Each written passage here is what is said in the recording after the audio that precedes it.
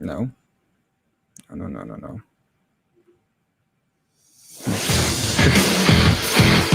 Ladies and gentlemen, it's time for another episode of Mind Your Puckin' Business with your host, Jeffrey Krentzman. Thank you, Dougie Sticks. Little music technical difficulties. there. Almost had the Ranger goal song, but which has not been going off a lot. So it was actually nice to hear it. It was a segue for you. a Purposely nice done as a segue. A nice lead in. Well, thank you very much. And thank you, everyone. Thank you for tuning in to Mind Your Puckin' Business. This is episode number 28, I believe, right? I think. See? Okay. Yep. Got it. And that would be a 28 on the Spanish style. For those listening and wherever you are listening, you can always find us on Facebook, YouTube, iTunes, and Spotify. And of course, you can email us your questions at any point during the week. We do check it at mypbshow@gmail.com. And as promised, we have some questions that were sent in this week. We're going to tackle them this week, and we're going to tackle them with a very interesting hockey guest who is very knowledgeable and is, I think, definitely an expert on things New Jersey Devils, which is not my favorite team by any means, but he's better to talk about the Devils, and we have some Devil questions, so we'll hand it over to him in a little while when he joins us. We're going to start today with something I don't think we've ever done before. What's that? Are you nervous? No, I like spontaneity. Spontaneous spontaneity. I got it. I know what you're saying. I like things on the fly. Okay. We're going to go on a sports team that is currently playing. So their season is We're going to join a team. We're going to join a sports team. No. We're going to talk about a sports team locally. Yeah. That is currently in season. Nice. Exceeding all expectations. Nice. And is red hot right now. Hometown little hero segment. Do you want to know what team that is? Yes, absolutely. Do you have a guess? I have a guess. They're doing well. So and they're usually not in the 5-mile radius. No. How about this? Think over the river in New York City. Over the river. The Harlem Globetrotters. No, they always do well. They don't lose. Yeah, exactly. They don't lose. The answer, you ready? Yeah. Is the New York Knicks. Wow. The red hot New York Knicks. The above 500 New York Knicks. You made it sound like it was like a high school team locally. No. But we're talking about the Knicks. And that's how unexpected that was. I mean, the Knicks haven't been very good for very long. No, it came out of left field. The New York Knicks, who have not made the playoffs since 2013, if you remember the year they had Carmelo Anthony and they beat the Boston Celtics in the first round, are now who every year is just terrible. Right. And Knick fans sit there and they preach, myself included. Well, let's just even be worse as the year goes on because we'll have a higher chance of getting the first pick, which they never get anyway, aka Zion Williamson. They are now 18-17, above 500 this deep into the season for the first time since 2013. And they are shockingly fourth in the Eastern Conference. That if the NBA playoffs were to begin today, right? Yeah. They would be the 4 seed out of 8. They are also, I believe, 3.5 or 4 games out of the top spot, which is owned by the Philadelphia 76ers. They are only a few games behind the Brooklyn Nets and the Milwaukee Bucks as well. So the New York Knicks, I mean, look, any press you can give, any good press that we can give the New York Knicks, we've got to take. We've got to have the opportunity. We got to jump on it. Julius Randle was signed here in the offseason 2 years ago. 2 years ago in that offseason where the Knicks had the highest chance of getting the number 1 draft pick, which was clearly going to be Zion Williamson, they did not. They ended up dropping to 3 that year and got R.J. Barrett. They ended up signing Julius Randle from the New Orleans Pelicans. It was a very it was not very highly publicized. He was just named to the All-Star team this past week, and he has been incredible. The coach that they have is, and I don't like to use this term, but I'm going to use it, a retread coach, Tom Thibodeau. He's obviously had success in Chicago, well as Minnesota, although success in his Minnesota term shouldn't probably be used in the same sentence. When the Knicks decided him as the head coach in the offseason, I think a lot of Knicks fans, including myself, were not happy. However, this guy has been unbelievable. To take this young of a roster and develop into where they are is incredible. Now, I mean, you grazed upon it. Now, do you believe that the way the NBA does the draft with like the lottery and like you could be the worst team 5 years in a row and still not get a first round pick. Do you agree with that? Do you not agree with that? Should you change it? I agree with it because look at what happened with the Jets on the show in the fall. They were all set to be number one. They knew they were going to be number one because the NFL does it where worst record automatically is number one. So the Knicks really, you couldn't intentionally tank because there was always the chance another team could pass you. And with the Knicks' luck, it always did. Mm-hmm. Now, the Knicks, they still have a long way to go, right? I mean, they still have some positional needs. Mm-hmm. And some of these young players, Obi Toppin, the guy they drafted in the first round last year. I mean, the jury's still out on. It's too young. It's too short of a career so far to kind of come to a verdict on him. But, some of these young guys, quickly, the point guard they drafted from Kentucky have been very good. So we got to give the New York Knicks a tremendous amount of credit. And wow. I think you should be going to games. Well, you're just saying that so you don't get banned from games. Right, I don't get banned from games with my season tickets. So, fans, and that's a good point. The Madison Square Garden in the New York State started allowing fans last week.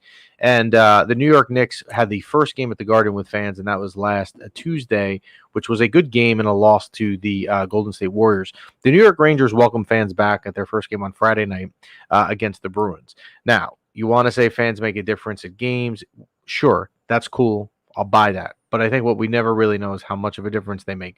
The Rangers beat the Bruins on Friday night 6-2. They absolutely manhandled them. Again, they don't have Artemi Panarin, their best player. And if you listen to some of the post-game interviews of the game, all the players and the coach, David Quinn as well, was saying that it was amazing the difference the fans made. And there was only 2,000 of them, right? So you're not talking about a full building. So give the fans credit that they're back. So if I don't get banned from games for bad behavior, I will be there. The New Jersey Devils will welcome their fans back for their first time tonight as they take on the Islanders. Conveniently for them, on Thursday and Saturday of this week, they play the New York Rangers at home.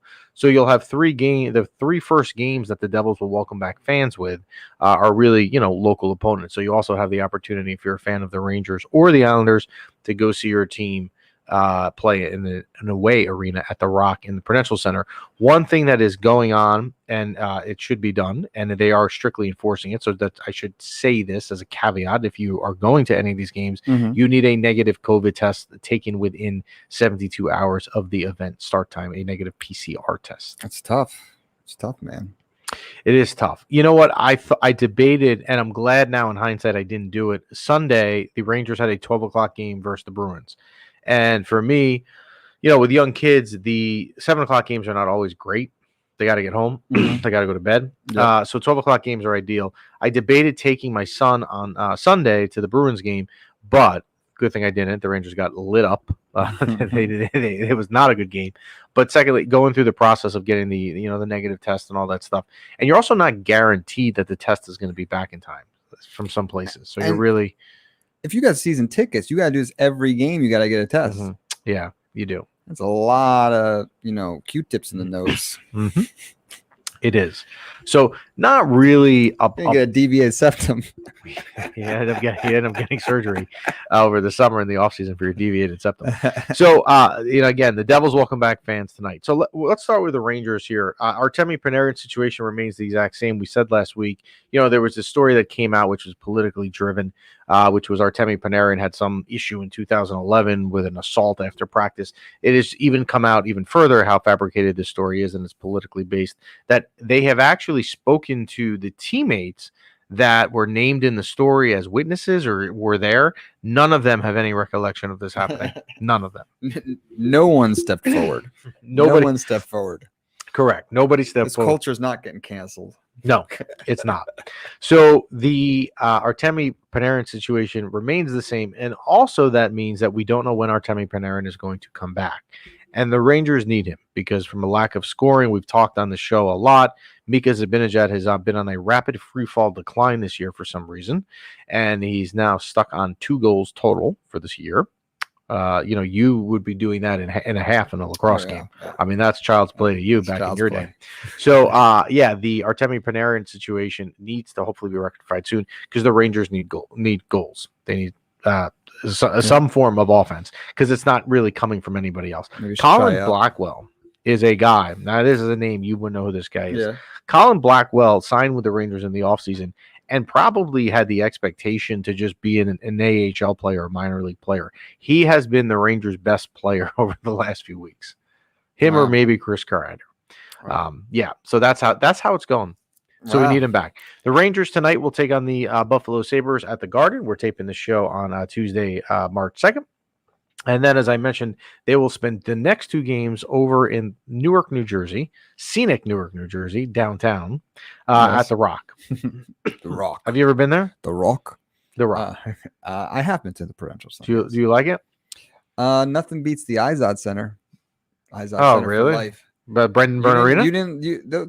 What was it before? Yeah, Continental Airlines Arena. Yeah. And then before that, I'm going back in the day, it was the Brendan Byrne Arena, named for the old governor of New Jersey. Yeah, no, I don't know that. I know Continental Airlines, and I know the Izod Center. Great little spot.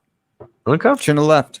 You 2 Nets, you shouldn't have left either. Well, the Nets now in Brooklyn are doing very, very well as well. They've got they're rocking Kevin Durant, James Harden, and Kyrie Irving when he wants to behave and play. Can you imagine if they were playing at the Continental Airlines Arena? I'm not trying to I'm not trying to start an argument with Net fans at all, because look, the Knicks, all right, it's good that they're 18-17 and they're doing well. Mm-hmm. But there was an article last week in the New York Post by one of the media writers that the New York Knicks are drawing higher ratings than the Brooklyn Nets. And why that is amazing to me is the Nets roster is all marquee Showtime guys, and that's got to be fake news. No, it was like a Nielsen rating thing. The Knicks right now are drawing higher ratings than the Nets with your roster. So I don't think it matters where if you played in the. That's why they shouldn't have left. They should be playing in Continental. Imagine that. Imagine going to Continental Airlines Arena to see the New Jersey Nets with this roster.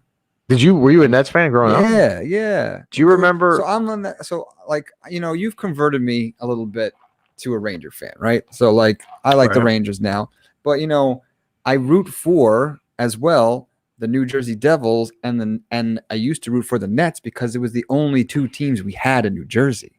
Okay. The Giants and the Jets play in New Jersey, but they don't want to be associated with us. They're the New York Giants, the New York Jets. So this weekend, when the Rangers play the Devils on Thursday and Saturday, this week, I'm rooting for a good game. I'm going to watch. So you want for a good game. You're rooting for an overtime win for someone. So whoever loses at least gets the little extra. Yeah, I like good games too. So for example, if I'm watching the Super Bowl and it's not the Giants or the Jets or whatever, I want to see them going to overtime. Okay. What was it in the last Super Bowl? It got close at the end. Atlanta and the Bucks. I wanted to see it go into overtime. I like the overtime. I like to keep going. Why stop? Got it. Well, let's hope that the Knicks and their hot streak does not stop and can continue. And then we have a comment. We do. We have a comment here. Let's see what it says. From Brian. The Knicks own New York. Brooklyn will never take the top spot no matter how well they play. Look, I'm not disagreeing with him at all. I'm fine with that. But the ratings would back up Brian. So let's shift to full-blown hockey, and we're going to bring in our guest right now, and that is Jim Biringer of Last Word on Sports. How are you, Jim? Hey, boys. How are we doing today?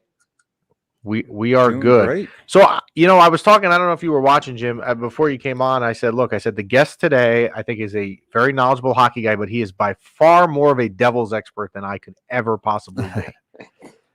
Would you agree with that? This is true. I am a Devils expert. This is true. But I can handle the rest of the National Hockey League. Got it.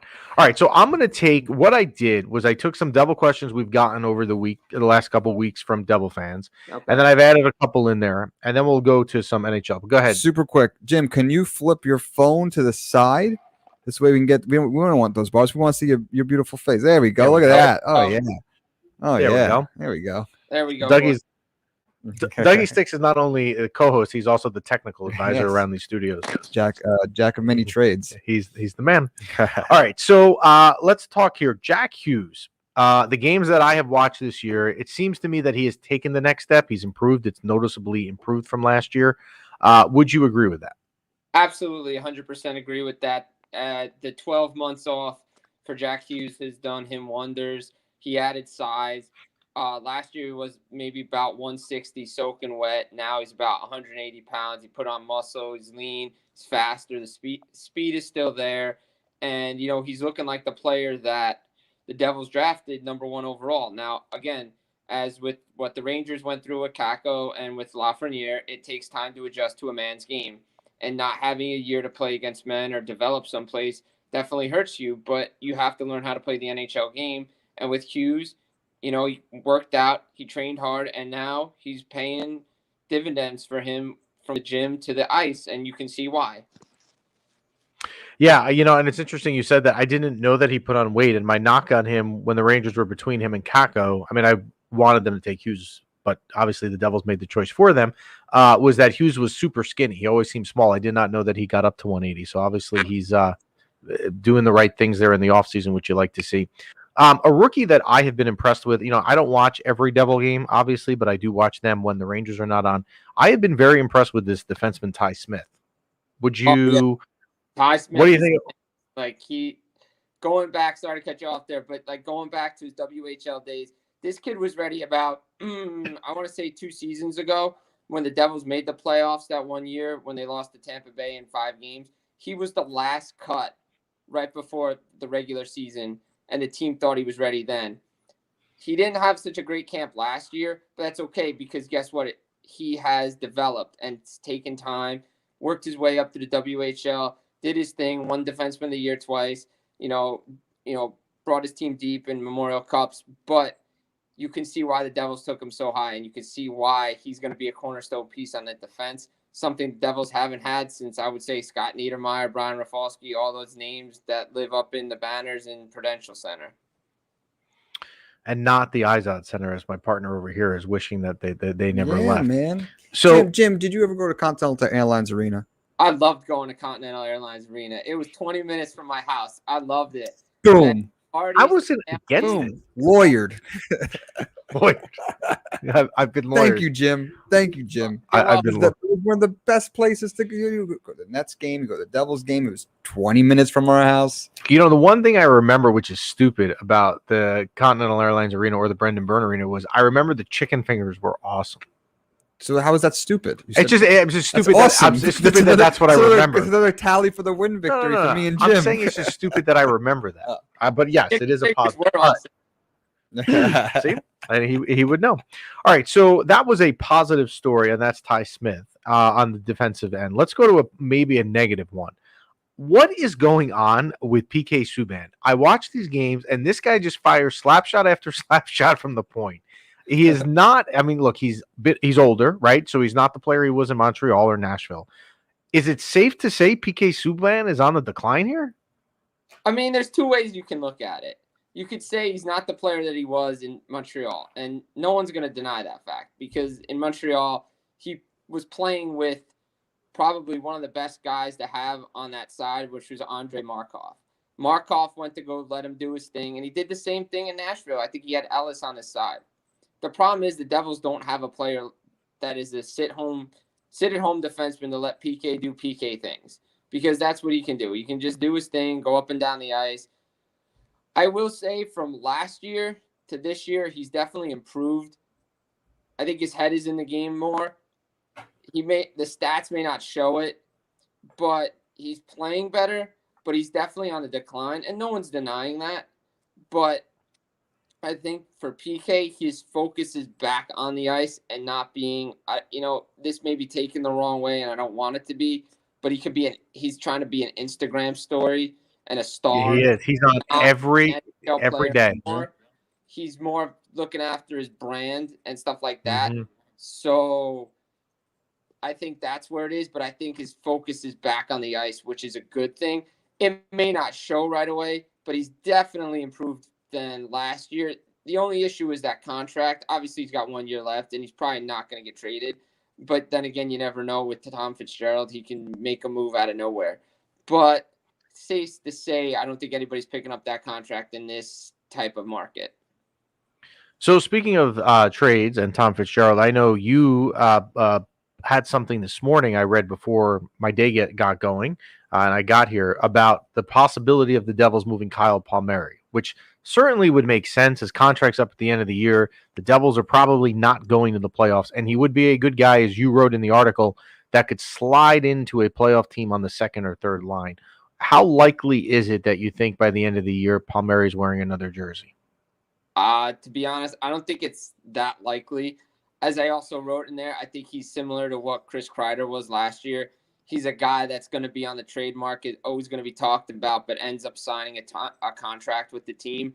And the thing with Palmieri is he's a New Jersey kid. He loves playing for the Devils. He embraces it. You don't really see that too much, except maybe in Toronto, Montreal. Guys want to go home and play.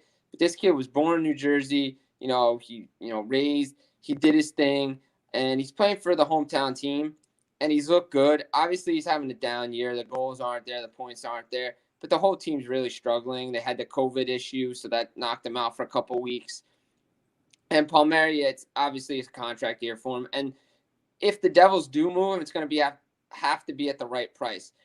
There were offers on the table at the trade deadline last year for him, but as Fitzgerald has said in numerous press conferences, the deal wasn't there to be made. Why am I giving up a goal scoring when I'm not getting it in return? And it's hard to find those guys and hard to replace those guys. And the guys that the people think that are going to replace him, like Nolan Foote and Alexander Holtz, are a couple years away. So the Devils already have a problem scoring goals. You're going to get rid of Palmieri, and now you're behind the 8 ball even more. Yeah, I mean, it makes sense, and it's a similar story with the Rangers with scoring. The Rangers obviously are without Panarin right now for an indefinite amount of time, and that's not helping the situation. So I do know what it means right now to have a lack of offense and pucks in the back of the net. So you talked about with Jack Hughes, not having a training camp similar to Lafreniere and Kakko hurt them. Nico Hischier did not have a training camp. I'm assuming that may be part of what's going on here, although he's only played a couple games. When do you think Nico Hischier gets going? He started to get going the last game before he got hit in the face by a puck by PK Subban. He had played 4 games. He had come back from the fibula injury that he suffered in training over in Switzerland. Then he had to be on the COVID list, which most of the team was anyway. You could tell the first 2 games his legs weren't there, the speed wasn't there, but by the 3rd game, he was back to being his old self. He put pucks in the net. He was around the net, and you know what? It's a shame that he had to take a puck to the face and now it's day-to-day because the Devils need him in the lineup. He helps that power play so much, especially when in faceoffs. If anybody knows hockey, everybody knows, if you're with the power play in the offensive zone, you win that draw, you control it right off the bat. You set up your system, whatever it is. Most guys run an umbrella, and you can get pucks to the net and probably score. That's the big thing that they're missing. Hischier can run that power play for him with a face-off win, and hopefully he's not out too long, but he is day-to-day because he did take that puck to the visor and right near the nose area, so hopefully that he's not out too long, but the Devils definitely need him back in the lineup. Another player to me. So last year, before we started this podcast, I was on some radio thing and we were doing a season preview. This was the 2019-2020 season. And they had asked me a lot of Devils questions because they knew I lived in New Jersey, which was really not ideal for me. But he had said, name a guy on the Devils that you think is a name that a lot of people don't know about, and then they will. And that was, I answered it, Gusev. But I think I'm wrong because has he not really lived up to any hype here? I don't hear a lot about him. The issue with Gusev is 2 things. One, he came over from Russia last year, really didn't have much of a training camp, and he had to learn a new system and learn a North American game. He finally did right prior to the pandemic.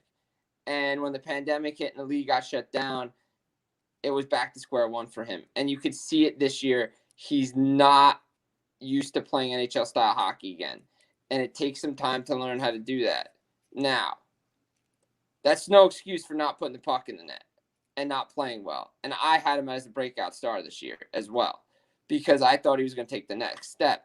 Now, again, they were not playing for 10 months, and it feels like you have to start from scratch.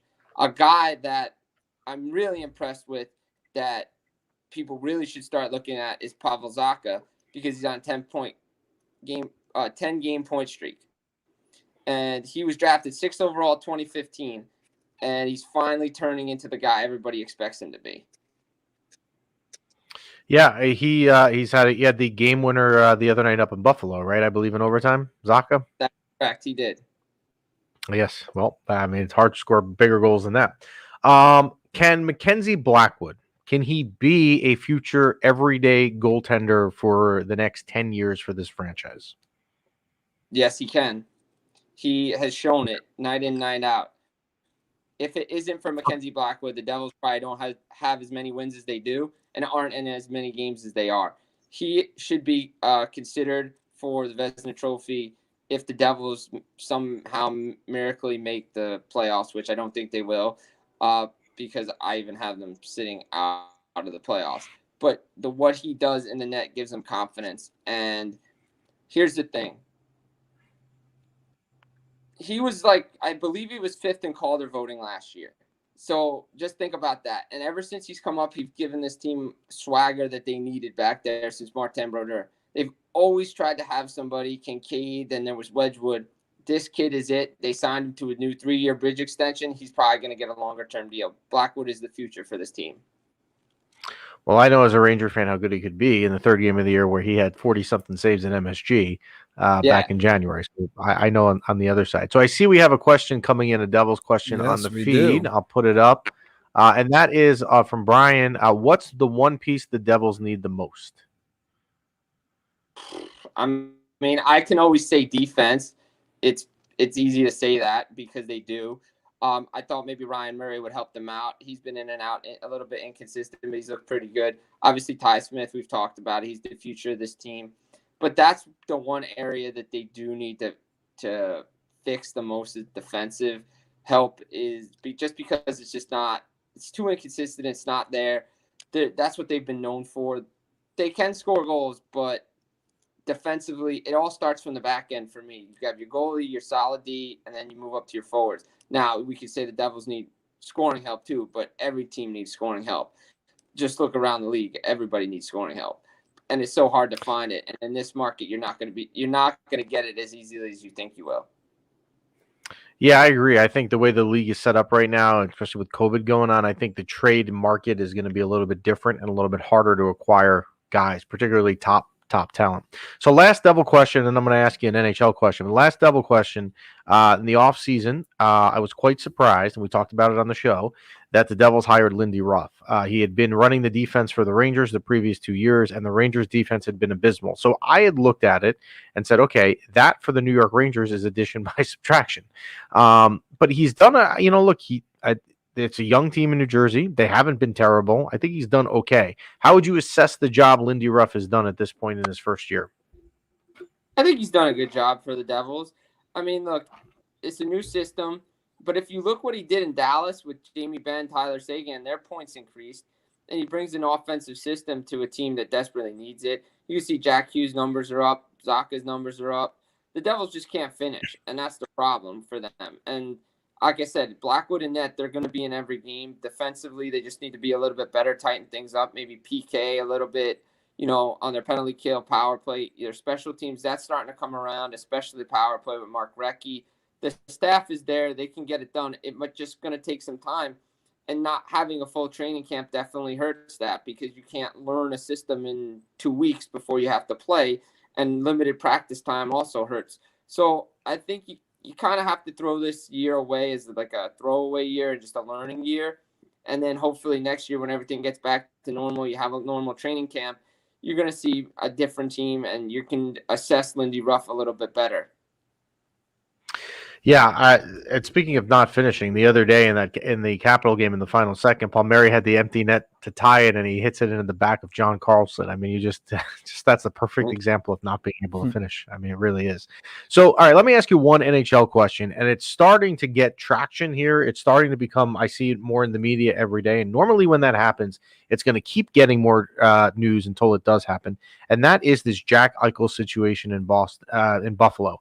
I went to Boston University where he did. So I was familiar with how good he was in the 1 year he stayed at BU as a freshman and led BU to the national title game. He is an elite number one center. He's clearly not happy in Buffalo. And I don't see things there getting any better. So it certainly seems at some point he is going to get dealt, and the return is going to be massive. Do you, as a Ranger fan, the Rangers keep getting mentioned in this conversation. They do have the cap room. They have a lot of young guys. I'm not sure they should make the deal. Where would you think, if you had to take a guess, and I know it's a shot in the dark, where does Jack Eichel end up when he does finally leave Buffalo? I mean, obviously the Rangers. I've been hearing the Rangers because they have the cap space. They have the pieces to make the deal. It seems like they've been connected since the summer because there was deals in place to send Eichel to the Rangers.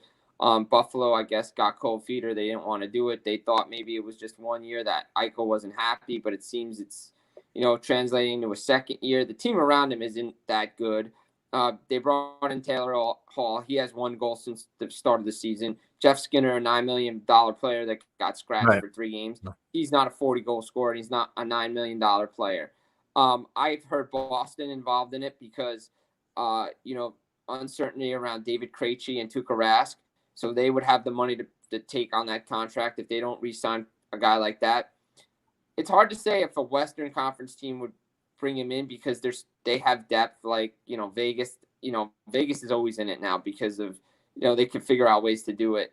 I don't see them doing it. I don't see Colorado. The 2 teams I see the most is probably New York and Boston, just because, like you said, the ties to Boston University and the Rangers are the front runners to get him. I just think that would make the most sense. The problem is what happens if, he doesn't perform in those markets and is not happy there. Then what?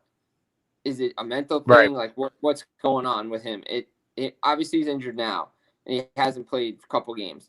But there's something between the coach and the organization, something there. And if you think about this, it goes back to when he signed his extension. He wasn't happy before he signed the extension, and then he signed his extension because McDavid and Draisaitl were getting paid, so he wanted to take money. I don't understand why he stayed if he wasn't that happy. Yeah, and you know what? As a Ranger fan, look, the Rangers probably the most glaring positional need that the team has is the center position, right? Beyond, Mika Zibanejad is in a free fall right now this year. The number 2 center is Ryan Strome, and the jury is still out on what Heedle's going to be when he comes back. So the Rangers have a need for a center. But what worries me, Jim, is when I read that the asking price is going to have to include something like a Lafreniere or a Kakko or a Keandre Miller. It's going to be a steep price for whoever gets Jack Eichel, and I'm not sure the Rangers want to take that on.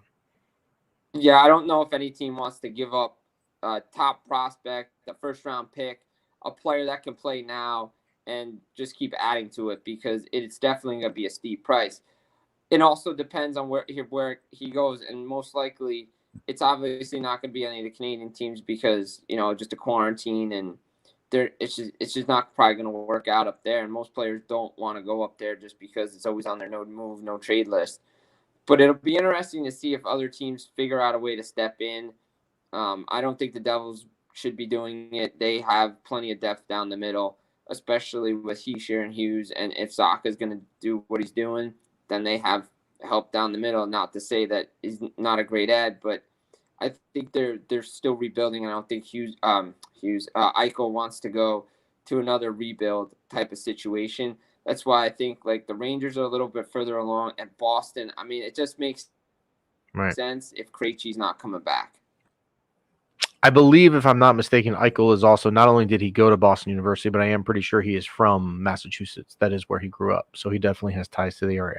So that is Jim Biringer of Last Word on Sports. Thanks for joining us, Jim. Come back and see us anytime you'd like. Well, hold on. Dougie Sticks is going to. So since you guys, we got, a Devils guy, we got a Rangers guy. So if we're on the road to the Stanley Cup, may not be this year, may not be next year, but if we're on a road to the Stanley Cup and the Devils and the Rangers are parallel going down the road, who's got an easier road? Who's getting there first? How are we looking here? I would say I'll go ahead, Jim. I'll let you answer it first. I was gonna say the Rangers first, just because of what they've done. They're further along in their rebuild than the Devils are. I think the Rangers are a step closer to being a contending team than the Devils are. But if the Devils figure out a way to add a piece or two and start playing the system the right way and, cleaning up some things, they could be right there too. But I think the Rangers are just a step ahead. Yeah, I would agree. They got Panera and they've got some guys more in their prime than the Devils, but the Rangers and the Devils are the two youngest teams in the league. I believe the Rangers are number 1 and the Devils are number 2, so they will both get there. Well, thank you, Jim, for joining us. We will see you soon, and check them out on Last Word on Sports. Thanks, Jim. Now, Jim, is that Hey, thanks, Last guys, Word for on Sports having me on Always a Instagram? pleasure. Is that your Instagram handle? What's your Instagram handle? Jersey Jim 33. Jersey Jim 33. We will so if put you it guys up. want to find Jim, there you go. There you go. Well, thanks, Jim. Awesome. Take care. Enjoy the rest of your day. You too. Thanks, guys. Thanks. And that is Jim Biringer of Last Word on Sports, giving a kind of a Devil's perspective, way more in depth and detailed than I could ever do. Jersey Jim, baby. Jersey Jim. And he's got the right name. If he's going to cover the Devils, it's Jersey Jim. Speaking of hockey, we have some big news here in the studio today. I came in and you notified me that there is now Xbox hockey in Undefeated Media. Yes, there is esports now in the studio. And, if you really want to, we could do it live. I could tap this in. We don't.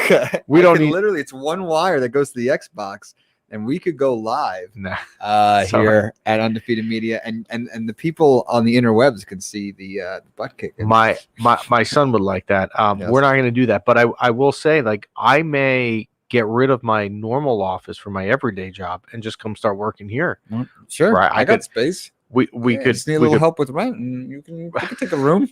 I would like the green room in this this studio. You can work in outer space. You know what I mean? You can put whatever you want behind you in the green room, and you can work in outer space. You can work on Mars. You can work in the Bahamas. The options, in a cabana.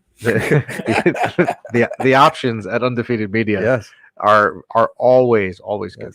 So, any other things on your end today before we wrap up? I can't wait. I can't wait to play Chell. We're gonna play. Are we playing for a little bit? We're gonna play. We gotta play at least like a best of 3 or something. Best of 3. I gotta get. That's what me and my kids live studio audience have been doing for the past week. Has been playing best of 3s.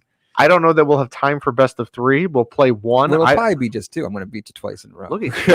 Look at you with the confidence.